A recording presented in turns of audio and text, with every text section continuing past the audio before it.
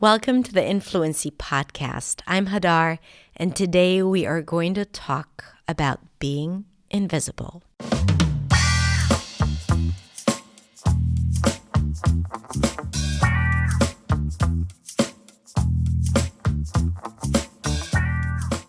Hey you! Thank you so much for being here, for tuning in for another episode. I really appreciate it. The fact that you're letting me be in your ears today. Today I wanted to have a little chat. So it's not going to be a vocabulary lesson, not a pronunciation lesson. I know you love those, but I want to talk about the experience of speaking and being.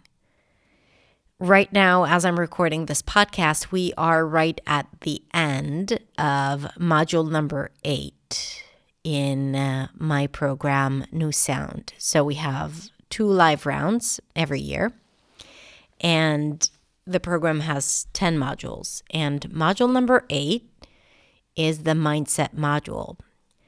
How to find your confidence, how to step into the right mindset that will allow you to be at your best.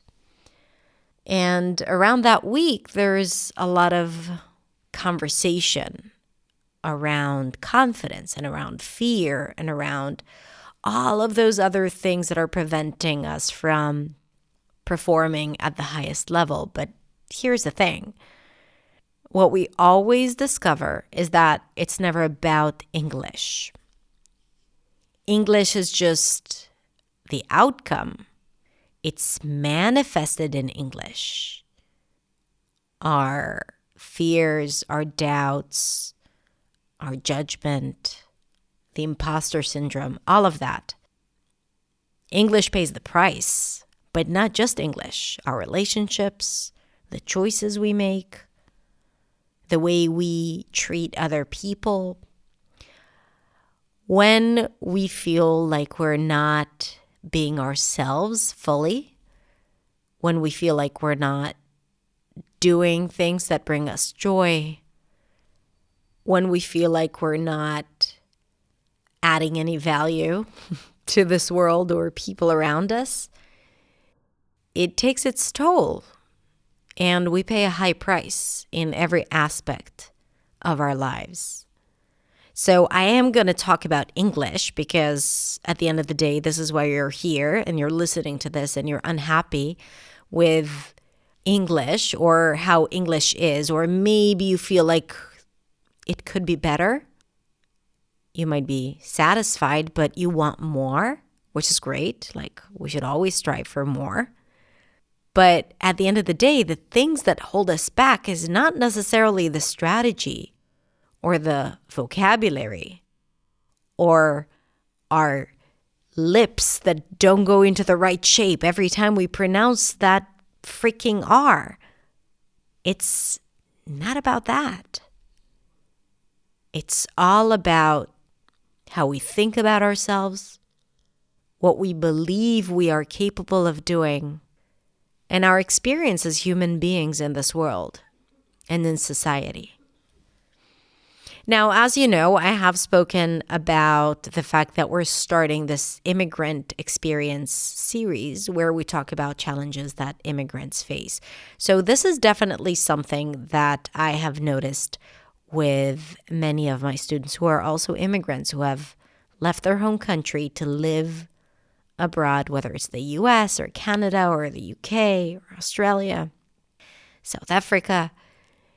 And they had to let go of a lot of things, family, friends, culture, language, to pursue a new life and more opportunities. But for many of them, it took some time, a lot of time, and for some, they're still there in the search of finding themselves again. Now, if you're not an immigrant and you are exploring a new path in English, that might resonate with you as well. that idea that you are not bringing yourself fully to the conversation, or you're not feeling like yourself, or you're feeling a little fake when speaking English. And for people who have immigrated, it could be around everything or anything related to the circumstances of their lives, their new community, their workplace, the kids' school, the doctor's office, church, synagogue. So that experience of hiding yourself or stifling yourself to a point where you don't know who you really are because of this elusive fear that has to do with how people perceive you. That experience is crippling and devastating because what it does is that it makes you feel invisible. It makes you feel like you're not really you. And if it's not really you, then people don't see the real you. And the real you is invisible. Whether you're trying to be someone else or to sound like someone else, or you have an idea about how you're supposed to sound because you're speaking in English. So obviously people see you and hear you, but if you don't feel like it's the real you, you're not saying the things that you want to say because you're afraid, or you don't have the experience speaking about these things. Maybe you're changing your voice. Then the real you is not presented to the world, and you feel invisible. And here's the thing about feeling invisible. Humans are not isolated creatures. We live in tribes, in communities. We need other people. So feeling invisible is the exact opposite of the essence of humanity. If we want to belong, that means that we want to be a part of something. And to be a part of something, we need to feel seen and to feel heard. When we're a part of something, we want to have impact on others. And for that, we need to feel seen and to feel heard. And when that's not the case, it feels like we're not a part of this thing called humanity, right? Or the human experience. Like we're existing, we're seen, but it's not really us. And that creates a conflict in your identity. All of a sudden you feel like, who am I? Who is this person doing all those things, saying all those things, right? No one really knows me. I can't make real connections. And all of a sudden you start blaming English for it. I mean, of course, English has a lot to do with it because your vocabulary is not that expressive. Maybe something happens to your voice when you get nervous speaking and then you feel like you're not even expressing your emotions. Maybe you're self-conscious about your sounds. Maybe you're not clear to some people and there is like this miscommunication. And you say to yourself, why bother? And then again, you feel not heard, not seen, invisible. And then you start avoiding. You start avoiding conversations. You start avoiding situations that are a little more than the average situation of you speaking at work, speaking to friends, speaking to the doctor, speaking to the teller at the bank. You're not challenging yourself. In a way, you feel very limited. And then, of course, when you're avoiding, then there isn't this improvement that happens when you're actually doing the work. And you feel even more detached from your English. And you feel that your goals are farther and farther away from you. And then you start developing additional fears and concerns about communicating in English and beliefs about yourself, how impossible it is for you to succeed in English. And all because you felt invisible. And then you feel even more invisible. Now, again, it's not that people don't speak to you or they're not in contact with you. You have friends. But sometimes you feel that it's not the full you, the authentic you, because that part is invisible. And if it's not avoidance, then sometimes we go on this English boot camp of just like working really hard to improve English and doing all the work necessary and practicing a lot, which is great. But it's not going to change a core belief that might still be in there, that maybe no one wants to hear what you have to say. If you're not saying it right, if you're not saying it perfectly, that no one really knows you, that you don't feel like yourself in English. Maybe you have already come to terms with the fact that you will never be feeling like yourself in English. And the question is, how is this serving you? And with all the work that you might be putting into English, is that what's going to help you feel seen and heard? More pronunciation work, more words in your vocabulary? Or is it a matter of how you feel and what you think about yourself when you're speaking English or living in a different country? Now, it's a little tricky because on one hand I say, hey, it's a mindset thing. It's about you and your behavior and how you feel about yourself and what you think about yourself. And on the other hand, that concept of invisibility is more about others. Hey, it's not that I'm working on being invisible. It's just that I feel that people don't see me, right? It's in a way about them. But it's not about them. We know that, right? Even though it's all about how you're being perceived, it's all about what you feel you're worthy of. Because if you feel like your English is not good enough for you to be heard, then this is how you're going to feel and this is how you're going to behave.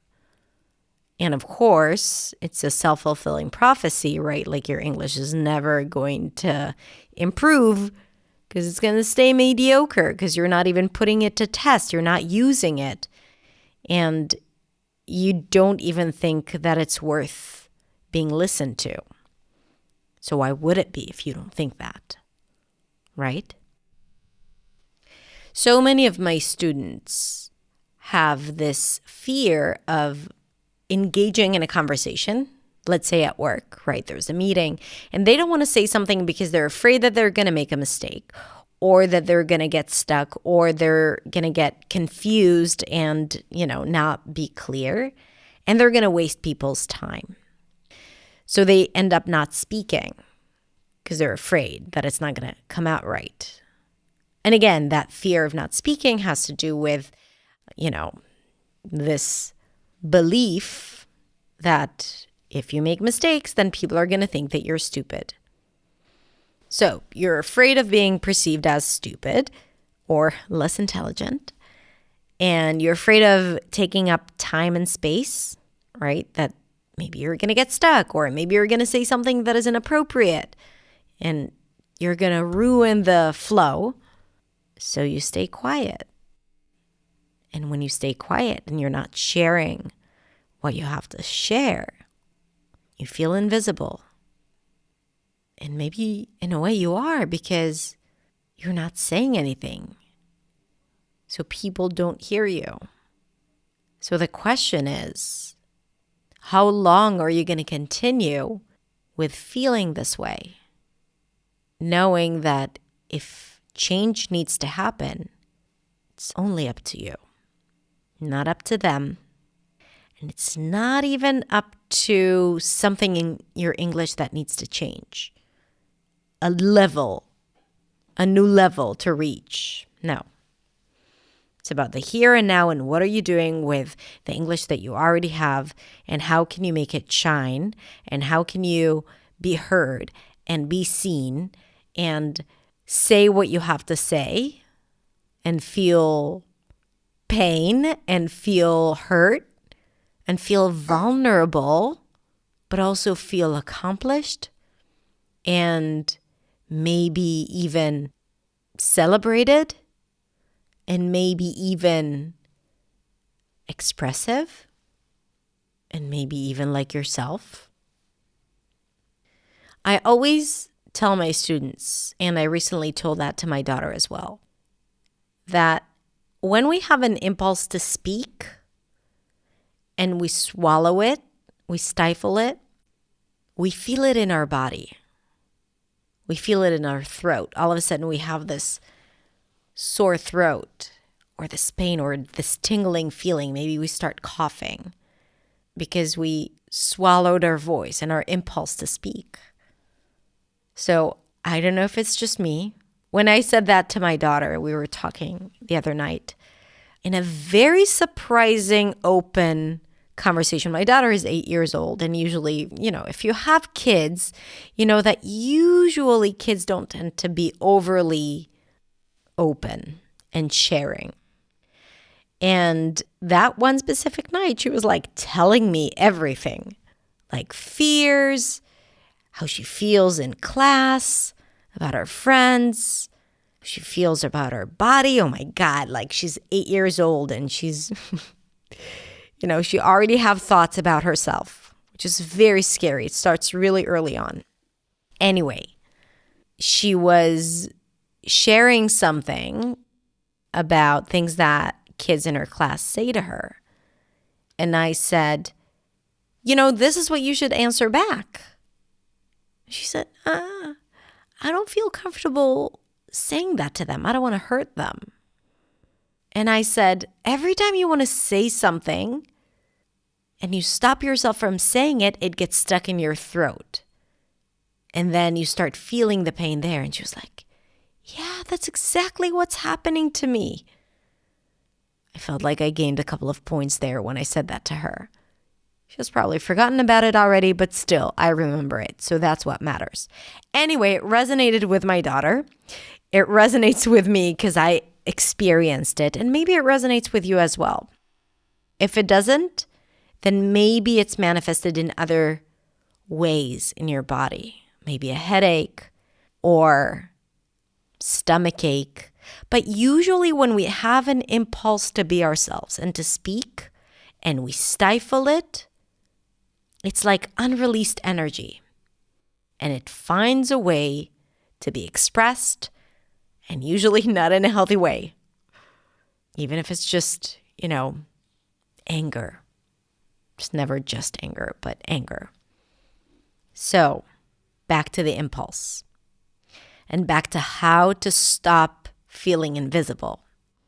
When you have that impulse to be you and to say something, don't give yourself enough time to talk yourself out of it.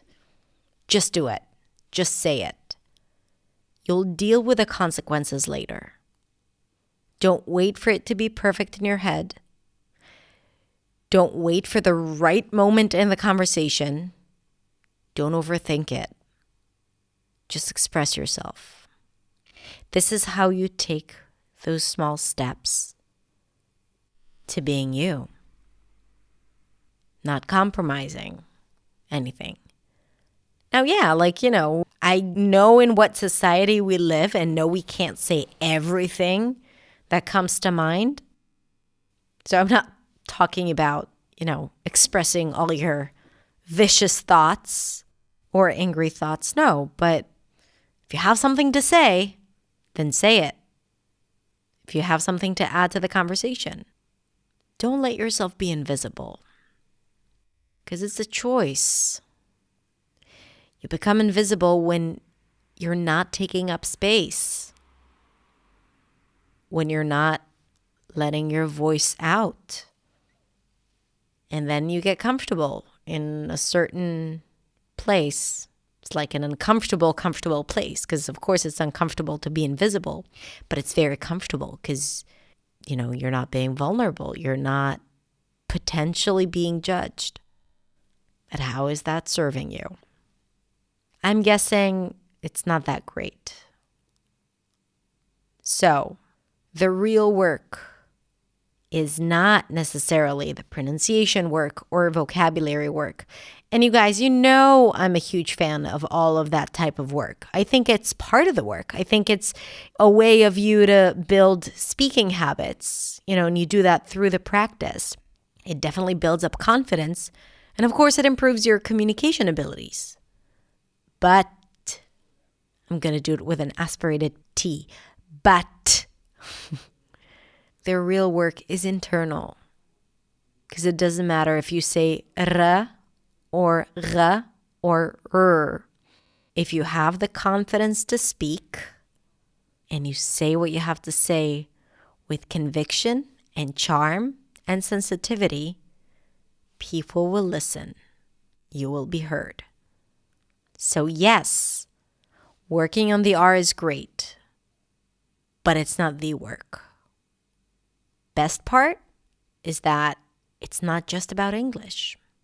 A lot of my students say that when they go through my program, they say, and not just in the mindset module, because mindset is a huge part of the work. Even when you work on pronunciation, you have to let go of limiting beliefs and to really listen to yourself without any ideas about how you think you sound, and with more forgiveness. My students always say that English is just the excuse, and what they really gain from this course is those shifts in how they think, because it affects every aspect of their lives, not just English. And it has a ripple effect, because when you're doing well in one aspect, then you start influencing those around you. And when you decide that you deserve to be heard and be seen, then I think that people respect you more, even if they disagree with you, even if they might judge you about what you're saying, your opinions, or even how you sound. But at least you put yourself out there. You claimed your spot. You said, hey, I'm here, and this is me. I'm not gonna make myself invisible now so you are more comfortable, so it's easier for you to communicate now. I'm gonna be loud and noticeable, and I'm gonna take my time, and I'm gonna express how I feel, because I don't do invisible. I just don't. And the best part, apart from feeling like yourself again, the best part is that when you have that approach, it gives permission to others who look up to you or see you to do the same. So not only that you are living your purpose, if we want to use a cliche, I love cliches between us, you're also making an impact by simply being you. Because there is nothing more inspiring than seeing someone living up to their full potential, being comfortable with who they are, in whatever language that is, whatever accent that is. Because if we can find exceptions, for example, a person with broken English who is joyful and happy and making it in this world, or a person with an accent who is super successful and is in their zone of genius, right? In their element, doing what they love. If we can think of people like that, and I can easily think of, several people off the top of my head, then it means that not speaking English as a native and having a non-standard accent is not a good enough reason for you to not succeed. and not fulfill your potential. It's not a good enough reason. And yes, sometimes the mindset work is the hardest work. Sometimes working on learning new words is easier. But we're not here because we like easy. If you're listening to my podcast, you're not taking the easy path. You're here for the hard work. I know it. I have high expectations for my audience. I challenge you. And you're up for it. I know. Again, this is why you're here. So I know you can do it. So I'm inviting you to reflect on what we discussed here and to think about those moments where you have an impulse to speak and to work on letting your voice be heard and to think about that idea of invisibility and think about how you want to live your life and how you want to impact others and what's really more important. And remember that change doesn't come with like this one big thing. Small steps, many changes, small decisions, every minute, every day.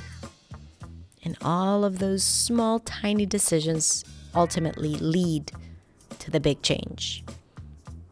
But it takes courage to make those small decisions, to speak, to say yes, to interrupt someone, to say I'm not done when someone interrupts you. But that's what's going to make the change. So decide to commit yourself to making those small decisions. All right? Good. That's it for today. Have a beautiful rest of the day. Thank you for being here with me today. And I'll catch you next time. Bye.